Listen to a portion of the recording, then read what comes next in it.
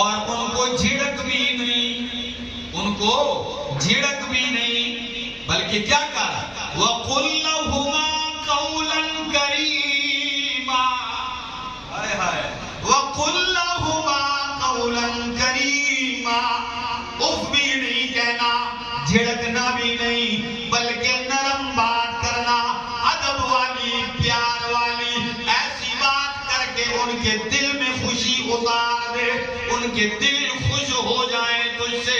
قرآن یہ ادب سکھلاتا ہے، اور اسی پہ بس نہیں کرتا۔ ہو میرا جوانا، تیرے بدن میں جوانی کا گرم خون دوڑتا ہے، تیرے سینے میں طاقت آ چکی ہے، تو سب سے پہلے اپنی طاقت اپنے باپ کو نہ دکھا، اپنا زور اپنی جوانی ماں کو نہ دکھا، بلکہ قرآن کہتا ہے وَاخْفِضْ لَهُمَا جَنَاحَ الذُّلِّ مِنَ الرَّحْمَةِ۔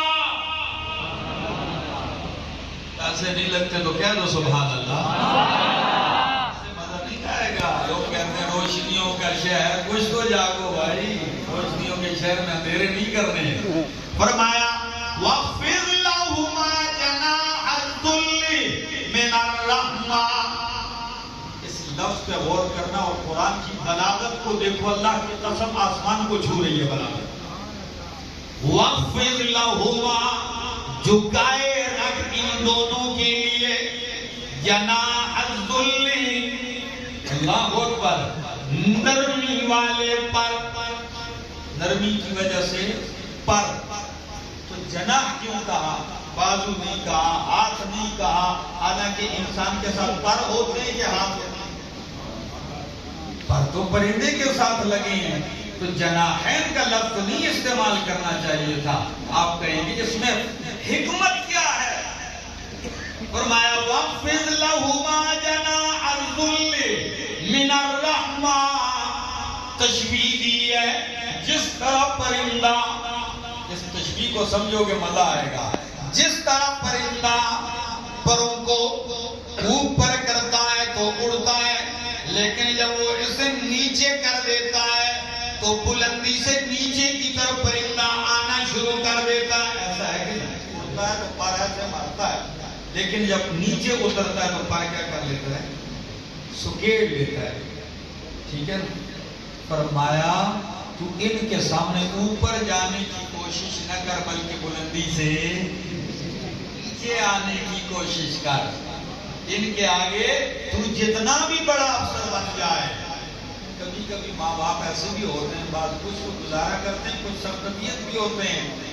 جیسے ایک بچے کو پڑھایا، بڑی تعلیم دی، وہ بہت بڑا کسی عہدے پہ لگ گیا، باپ بیچارہ کسی گاؤں دیہات کا تھا، نہ کپڑے استری، اسی طرح دل پر ہیں، پرانے سے کپڑوں میں چلا گیا ادھر۔ اب مسجد باپ بھی آتا جاتا ہے، تو بیٹے کے ساتھ سیکورٹی والے 3-4 آگے پیچھے ہیں، انہوں نے پوچھ لیا سر جی، بابا جی 2-3 دن سے آپ کے آگے پیچھے جا رہے ہیں، کون ہے؟ اب سر جی کہتے ہیں یہ ہمارے گھر میں نوکر ہے۔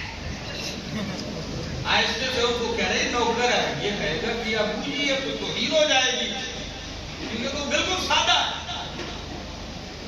تو باپ نے یہ لفظ سنا، کہا ٹھیک کہتا ہے، میں اس کی ماں کا نوکر ہی ہوں۔ جس بغیرت کو اتنا پڑھایا، آج وہ مجھے کیا سمجھتا ہے؟ میرے دوست آئیے قدر کیجیے اللہ کی قسم، ان شفقتوں اور محبتوں کا احترام کیجیے، احساس کیجیے۔ فرمایا فَلَا وَاخْفِضْ لَهُمَا جَنَاحَ الذُّلِّ، اور دوسرا معنی جب چڑیا ہوتی ہے اس کے بچے چھوٹے چھوٹے ہوتے ہیں، بھائی کچھ آپ بھی مہربانی کر جائیں، میرا شکوہ ہے آپ سے، ٹھیک ہے؟ اس کو کچھ آواز دو، مجھے سکون ہے۔ آپ کی توجہ ہے؟ فرمایا